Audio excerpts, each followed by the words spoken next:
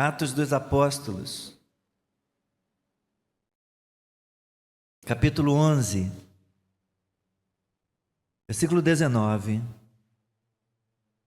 vamos até o 26. Os que foram dispersos a partir da perseguição que começou com a morte de Estevão se espalharam até a Fenícia, Chipre e Antioquia, não anunciando a palavra a ninguém que não fosse judeu. Alguns deles, porém, que eram de Chipre e de Cirene, que foram até Antioquia, falavam também aos gregos, anunciando-lhes o evangelho do Senhor Jesus. A mão do Senhor estava com eles e muitos, crendo, se converteram ao Senhor.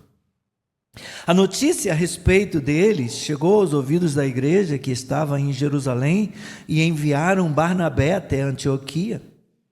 Quando ele chegou e viu a graça de Deus, ficou muito alegre e exortava a todos a que, com firmeza de coração, permanecessem no Senhor, porque era homem bom, cheio do Espírito Santo e de fé, e muita gente se uniu ao Senhor.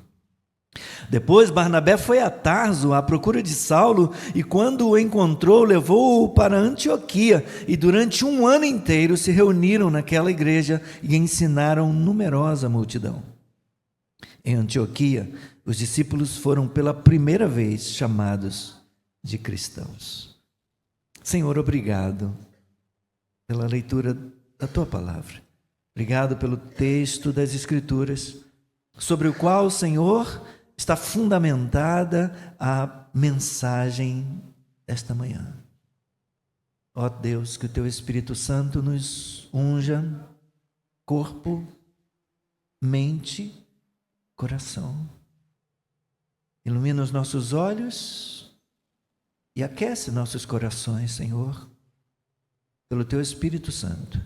E fala e ensina-nos, edifica a nossa vida, no nome de Jesus. E que o Senhor seja glorificado, hoje e sempre. Amém. Podeis sentar. Vou lembrar um pouquinho o que compartilhamos na semana passada, a partir desse texto.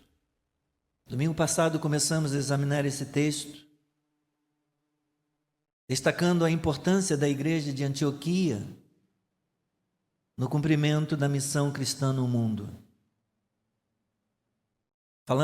Comentamos a respeito da escolha dessa cidade como lugar estratégico para a plantação de uma nova igreja.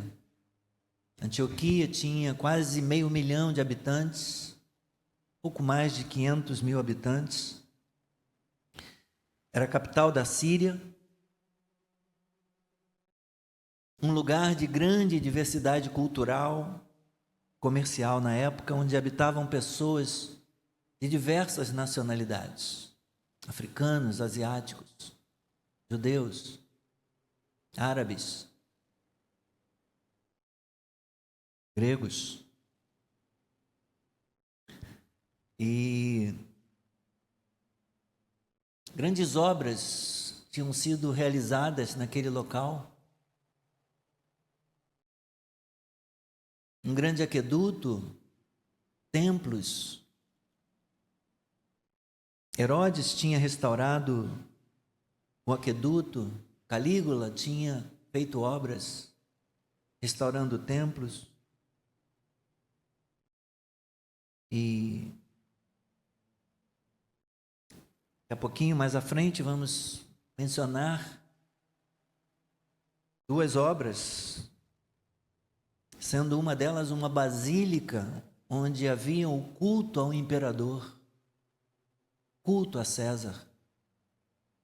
César era chamado de Senhor.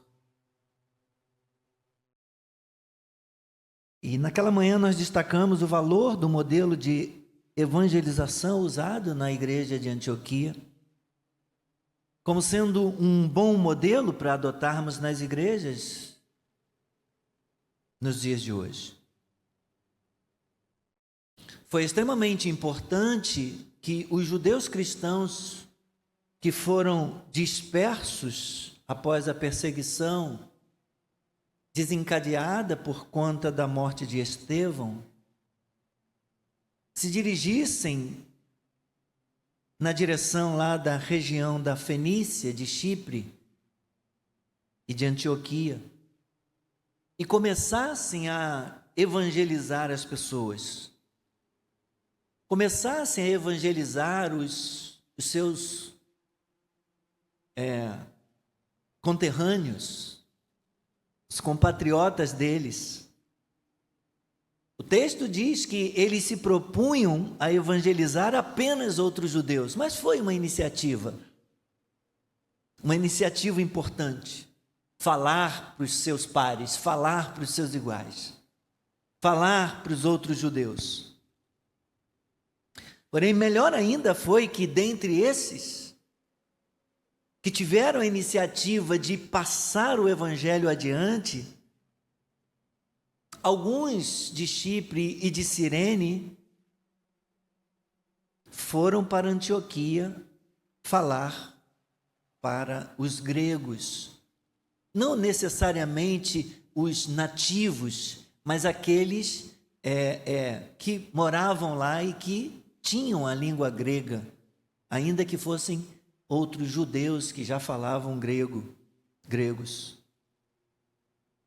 Esses discípulos em Antioquia seguiram a mesma linha da pregação de Pedro, quando ele pregou aos gentios na casa de Cornélios.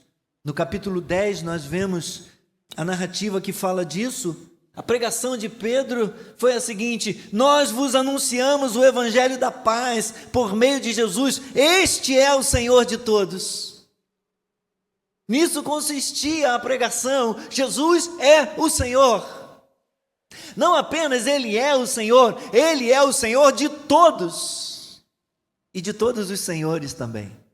Este Jesus foi constituído por Deus como juiz de vivos e de mortos, e por meio do seu nome, todo o que nele crê recebe remissão de pecados. Essa foi a linha, essa foi a mensagem, esse foi o tom da pregação de Pedro para Cornélio, um gentio, e para sua família. Tendo esses irmãos pregado o evangelho do Senhor Jesus, Deus agiu poderosamente, irmãos, levando muitos à fé. O texto diz para nós, em Atos 11, no versículo 21, que a mão do Senhor estava com aqueles discípulos. A mão do Senhor lhes favorecia. A presença de Deus era com eles, nesse testemunho, na pregação desta mensagem. Agora que eu estou vendo a irmã Helena ali do lado da Adriana também. Muita gente com o coração machucado. Recentemente ela perdeu o filho. Recentemente também Alfredo. Que o Senhor conforte, que o Senhor console, que o Senhor fortaleça vocês. Coragem, força. Não desanimem. Que o Espírito Santo traga alívio, supra a saudade, em nome de Jesus. A mão do Senhor era com eles. No testemunho, na pregação do Evangelho, eles compartilhando o Evangelho, eles dando razão da esperança deles, eles falando da fé que tinham no Evangelho de Cristo, no Evangelho do Senhor Jesus, testemunhando que Jesus é o Senhor. E o Senhor então operava, o Senhor se movia, o Senhor agia, e as pessoas iam se convertendo. O segredo na eficácia do evangelismo da igreja de Antioquia estava na fidelidade do anúncio do evangelho do Senhor Jesus. Este é o Senhor de todos, não outros, este é o Senhor de todos. Este é o juiz que Deus constituiu. Nós vos anunciamos este evangelho, o evangelho da paz por meio de Jesus. Este é o Senhor de todos, que foi constituído por Deus como juiz de vivos e de mortos.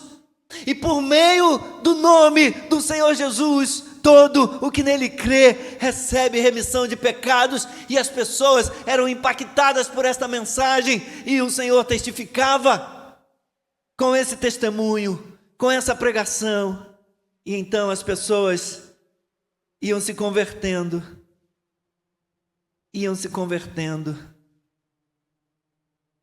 Graças a Deus por isso. A mão do Senhor estava com eles. A mão do Senhor estava com essas testemunhas enquanto falavam de Jesus, de modo fiel e intencional. Eles criam, eles conheciam o Evangelho, eles conheciam a suficiência da obra de Cristo na cruz. E intencionalmente eles vão pelo mundo anunciando que Jesus é o Senhor, proclamando o senhorio de Cristo. Hoje vamos falar, meus irmãos, um pouco mais sobre esse texto, em cima desse texto. Vamos falar sobre o discipulado desenvolvido naquela igreja de Antioquia. Vamos pensar um pouco a respeito de como Barnabé e Paulo fortaleceram esses novos convertidos e os capacitaram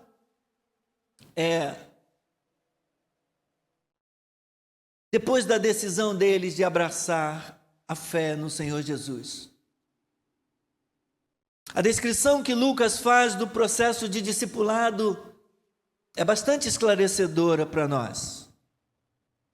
Discipular envolve algumas coisas. Discipular envolve responsabilidade, instrução e encorajamento. Eu quero pensar um pouco com você nesta manhã a respeito dessas três partes envolvidas no discipulado. A igreja mãe, a igreja de Jerusalém, no caso, né? Igual nós aqui, nós temos uma origem, né? Nós temos uma história, nós saímos de Nova Iguaçu. Nova Iguaçu é a nossa igreja mãe. Graças a Deus temos um bispo lá que é também um apóstolo, né? Também um pioneiro, um plantador, é um desbravador. Veio enviado para essa cidade faz algum tempo, faz muito tempo. Começou um trabalho pioneiro aqui, no Ministério da Igreja Nova Vida. Deus o tem usado. Nossa igreja mãe também tem, portanto, bispos. Tem um bispo e tem um apóstolo lá. Então, logo a igreja mãe aqui, a igreja de Jerusalém, ela tomou conhecimento desse trabalho que tinha sido iniciado por alguns missionários lá em Antioquia, que estava dando resultado, que estava tendo como resposta milhares de pessoas convertidas ao Evangelho. Após tomar o conhecimento desse crescimento exponencial da membresia daquela igreja local em Antioquia, a igreja de Jerusalém enviou Barnabé para ver como estavam as coisas por lá. O que será que estão fazendo lá, que tem tanta gente chegando? Será que estão pregando a teologia da prosperidade? Será que estão prometendo alguma coisa para tanta gente estar se convertendo naquele lugar? Vamos lá. E foram lá para ver. Enviou a igreja Barnabé para ver o que estava acontecendo e como estava acontecendo. Havia um padrão na igreja de Jerusalém. Não foi a primeira vez que isso aconteceu, isso já tinha acontecido aqui. Foi este mesmo o procedimento adotado pela igreja mãe por ocasião do avivamento que tinha acontecido em Antioquia, em Samaria, perdão. Antioquia é agora onde a gente está. Mas por ocasião do avivamento que aconteceu em Samaria, quando Filipe foi para lá pregar o Evangelho, também muita gente estava se convertendo, e milagres e sinais e curas e expulsão de demônios. As coisas estavam acontecendo lá, como diz aí Lucas, no capítulo 8 de Atos, no versículo 14, Lucas 8, 14, diz assim: quando os apóstolos que estavam em Jerusalém ouviram que o povo de Samaria tinha ouvido a palavra de Deus, enviaram para lá Pedro e João. Vão lá ver o que está acontecendo lá. Então era um método. A igreja se importava. A igreja tinha uma preocupação com o crescimento, tinha uma preocupação com o discipulado, a igreja tinha responsabilidade em preparar as pessoas. Então, eles enviaram para lá Pedro e João, no caso de Samaria. E agora em Antioquia, enviam Barnabé, vai para lá, vai lá ver, vai lá tomar pé da situação. Isso demonstra a responsabilidade da liderança dos apóstolos, da liderança dos pastores daquela igreja mãe, em aprovar a missão enviada a Samaria, aprovar a missão enviada a Antioquia e consolidar aqueles novos crentes em Jesus. Vamos ver o que está acontecendo lá e se tem alguma coisa que a gente pode fazer para ajudar. Responsabilidade. A nova igreja de Antioquia ainda não contava com liderança apostólica. Alguns missionários tinham ido para lá, alguns discípulos tinham ido para lá falar do evangelho, compartilhar a fé com outros.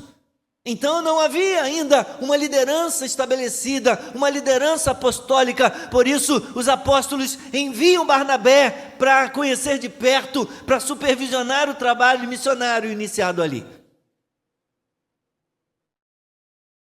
No caso da igreja de Antioquia, é provável que fosse difícil liderar a igreja ali.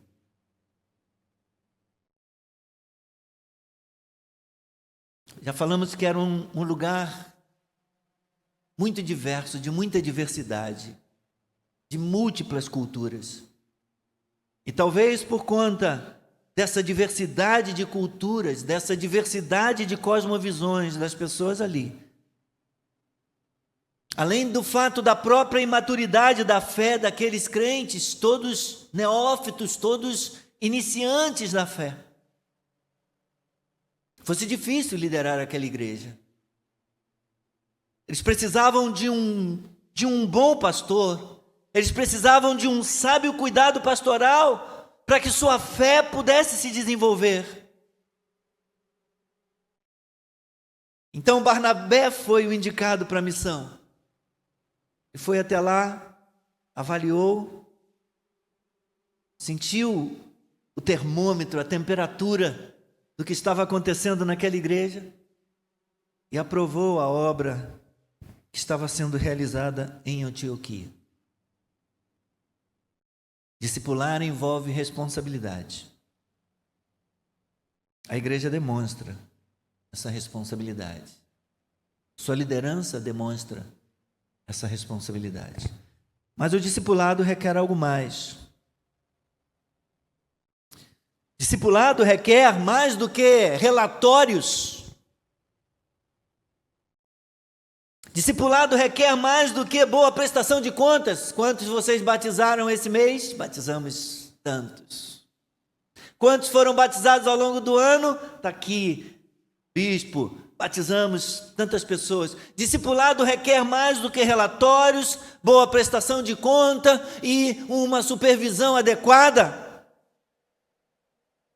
Discipular envolve também empatia, envolve também encorajamento sacrificial. Barnabé era um homem certo para esse trabalho. O que aconteceu aqui com Barnabé nessa missão para a qual ele foi enviado não foi uma experiência única nesse trabalho na vida de Barnabé. O que diz o versículo 24 para nós? Ele era um homem bom, cheio do Espírito Santo e de fé, e muita gente se uniu ao Senhor. Não foi a única experiência de Barnabé. Esse testemunho que temos aqui da parte de Lucas, no versículo 24. Essa era uma característica geral da vida de Barnabé. Ser um homem de coração piedoso, ser um homem generoso, um homem que tinha paixão pela obra de Deus e pelo discipulado. Essas marcas o fizeram conhecido da igreja. Seu ministério de encorajamento lhe rendeu um apelido. E Lucas fala desse apelido bem antes, no livro de Atos. Volta as páginas rapidinho, no versículo 4, no capítulo 4, perdão. Atos, capítulo 4. Aparece Barnabé lá.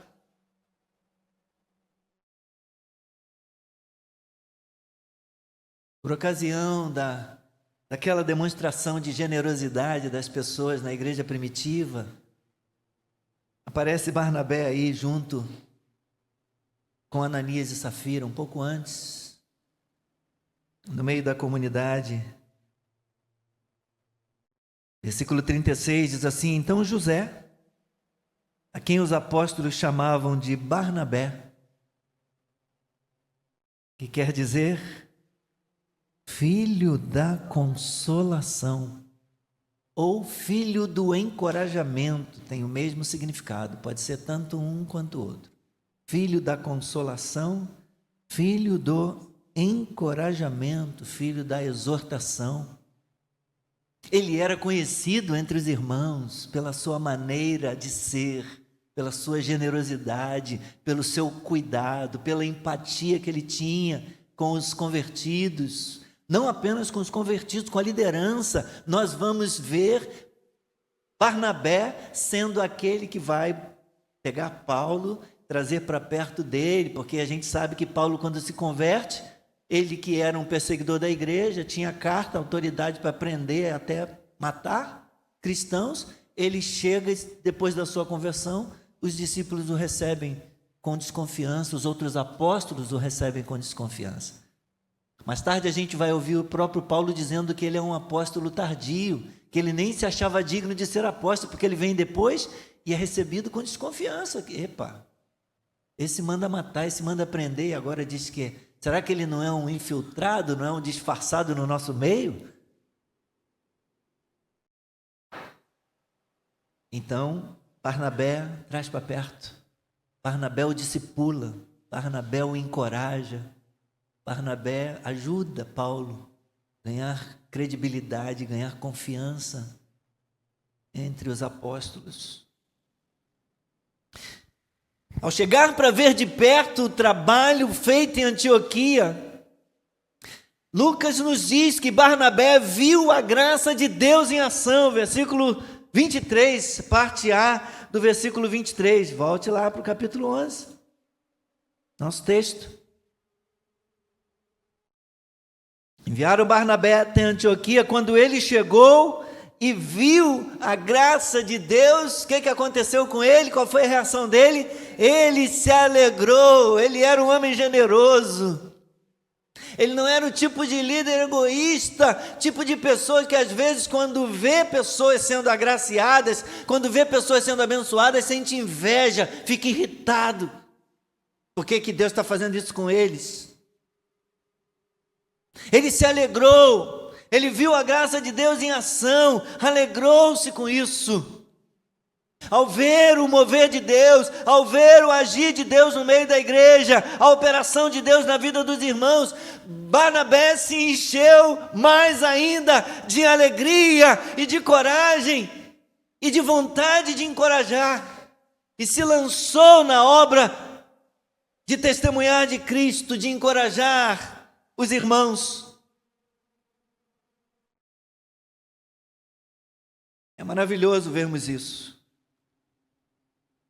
Como Deus usa, como Deus usou esses irmãos e vai usá-lo na sequência da obra da igreja do Senhor. Vai encorajar e vai fortalecer os irmãos. Permaneçam, fiquem firmes, não desanimem. Jesus é o Senhor. Você não está sozinho, a mão do Senhor está conosco. Olhem o que Deus está fazendo aqui. Eu sou testemunha do que Deus está fazendo aqui no meio de vocês. Deus está nesse lugar, Deus está nesse negócio, o Senhor está presente. Fiquem firmes, fiquem firmes. Era arriscado, meus irmãos, seguir o Evangelho, era arriscado seguir Jesus. O próprio Paulo, o próprio apóstolo Paulo, quase foi morto pelos judeus.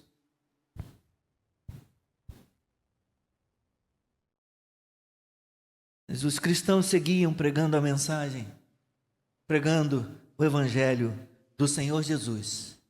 E em nome de Jesus, o Senhor.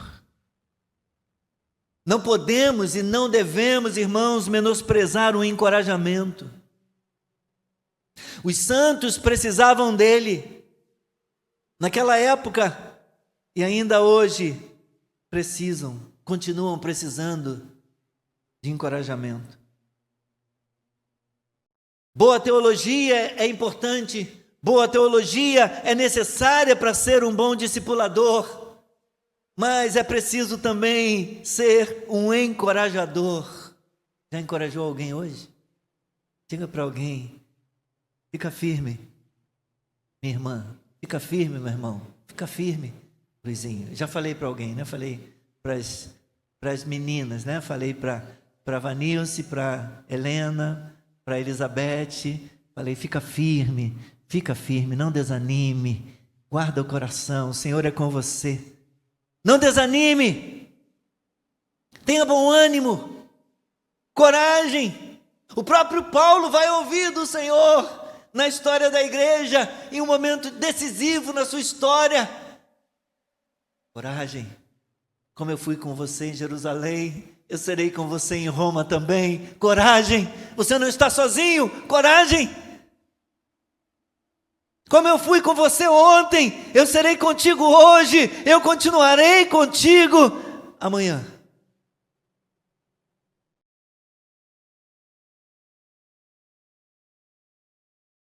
Mas discipulado e encorajamento não é tudo. Responsabilidade e encorajamento não é tudo no discipulado. É preciso também que haja instrução, que haja ensino. Lucas diz que Barnabé sentiu que não ia dar conta sozinho do trabalho ali. E ele reconheceu que precisaria de ajuda para instruir aqueles irmãos, para discipular aqueles irmãos. E penso eu, digo eu, não o Senhor. Agora, eu penso que Barnabé foi muito humilde, porque ele se lembra de Paulo. Seria uma boa oportunidade para Barnabé decolar no seu ministério naquela igreja internacional, a primeira igreja, e dizer, Ele lembra que Deus tinha falado algo a respeito de Paulo, não a respeito de Barnabé. Sobre a missão aos gentios. Ele se lembra que Paulo está na sua cidade natal. E ele se recorda do chamado de Paulo. Lá no capítulo 9. Ananias amedrontado porque o Senhor revelara que ele tinha que ir a tal lugar, no endereço dado por Deus. Deus já mandou a localização para Ananias, falou, está aqui a localização, vai lá, nesse lugar, nessa casa, na rua tal. Tem uma pessoa lá, eu quero que você ore por ele. Mas, Senhor, é ele mesmo, é ele mesmo. O Senhor disse a Ananias, Atos 9, vá, porque este é para mim um instrumento escolhido para levar o meu nome diante dos gentios e reis, bem como diante dos filhos de Israel, pois eu mesmo vou mostrar a ele quanto deve sofrer pelo meu nome. Ele que causou sofrimento para outros, ele agora vai sofrer pelo meu nome.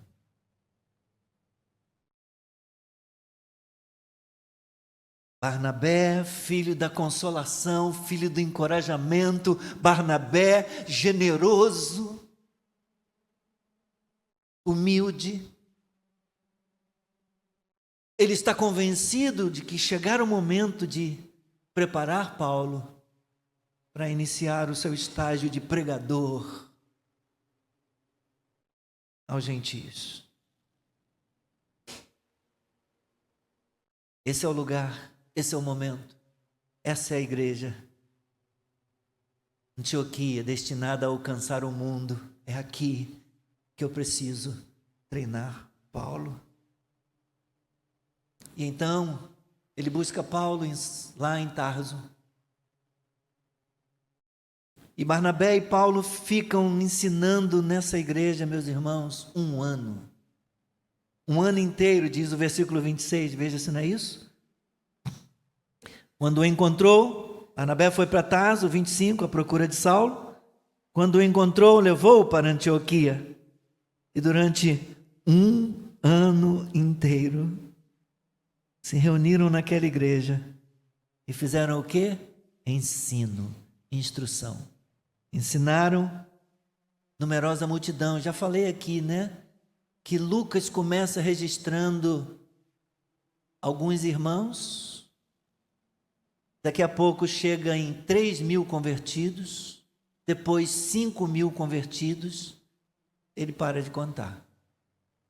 Ele não usa mais números. Aí ele diz ou muitos, ou ele diz multidão. Toda vez que a gente vê muitos e multidão em Atos, é milhares de pessoas, lembrando que já paramos nos 5.000 lá para trás. No início, 3.000 com a primeira mensagem de Pedro, depois 5.000 e depois milhares. Não dá mais para contar. Uma multidão. Ele repete isso aqui. Em Antioquia, não. Durante um ano inteiro se reuniram naquela igreja e ensinaram numerosa, ele é até redundante, né? Uma numerosa multidão, é muita multidão, é muito número, é muita gente. Eles realizam um discipulado avançado, quase um CETEB, um panorama. E eles capacitaram aqueles cristãos. Eles instruíram aqueles cristãos nos fundamentos, nas bases do Evangelho. Eles ensinaram sobre arrependimento e fé. Eles ensinaram sobre esperança. Eles ensinaram sobre a devoção, devocionalidade. Eles ensinaram sobre o amar a Deus acima de todas as coisas, sobre os mandamentos, amar a Deus, amar ao próximo. Eles ensinaram, eles instruíram. E a instrução desses homens, a instrução desses irmãos, capacitou e equipou os crentes de Antioquia para a importante tarefa que os aguardava, de levar o Evangelho pelo mundo afora. E foi nesse momento, meus irmãos, que os crentes daquela igreja passaram a ser chamados pelo nome de cristãos.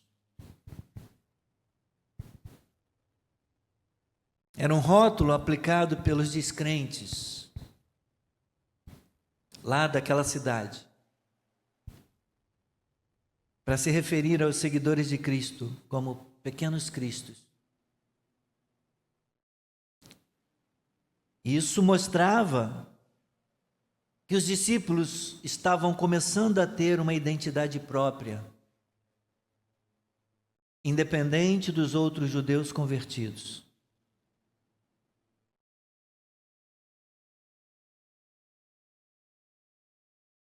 Ou seja, antes desse acontecimento, as pessoas presumiam que o cristianismo fosse apenas um ramo, um braço do judaísmo. Mas agora os cristãos eram vistos como diferentes dos judeus, E diferentes dos gentios não convertidos, eles eram cristãos.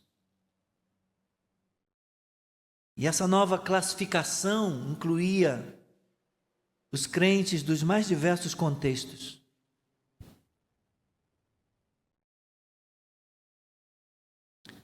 Antioquia mostrou ao mundo que os cristãos eram todos galhos de uma mesma árvore, caracterizados pelo compromisso com Cristo, expresso no evangelismo e no discipulado. Eu estou terminando, irmãos. Temos visto nesta manhã, com base em Lucas 11, 19 a 26. E discipulado envolve responsabilidade, encorajamento e instrução. De certa maneira, nós temos compromisso em ajudar aqueles que chegam a Cristo, aqueles que chegam ao conhecimento de Cristo pelo nosso testemunho, pelo nosso exemplo, pela nossa pregação. Somos responsáveis. No livro O Pequeno Príncipe, não sei quem chegou a ler O Pequeno Príncipe, quem conhece a história. A raposa tem uma conversa com o Pequeno Príncipe e ela diz que somos responsáveis por aquilo que cativamos. Nós devemos ajudar aqueles que nós alcançamos com o Evangelho. Nós devemos ajudá-los a crescer no conhecimento da palavra. Devemos encorajá-los a permanecer e a se firmar. Você tem feito isso com alguém? Já encorajou alguém hoje?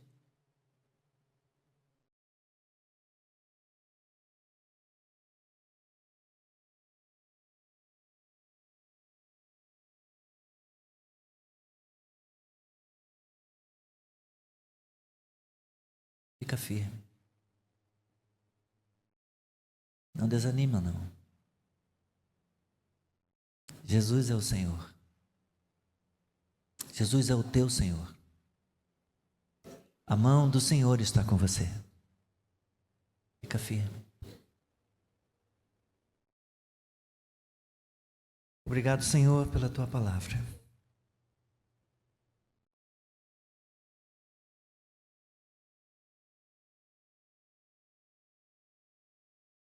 Obrigado.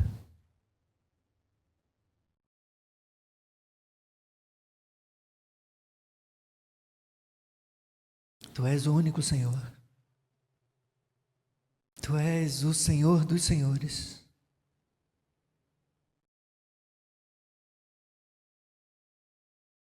O Senhor sobre tudo, acima de tudo. O Senhor que governa tudo, que controla tudo. O Senhor está conosco. Obrigado. Obrigado, Senhor.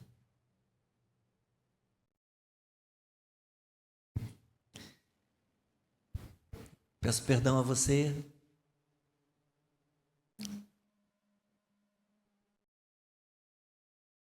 Por termos chegado a 10:02 e ainda faltaram uma coisa importante para fazermos. Mas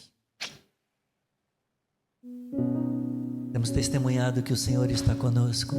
A presença dele tem sido tão preciosa, tão maravilhosa.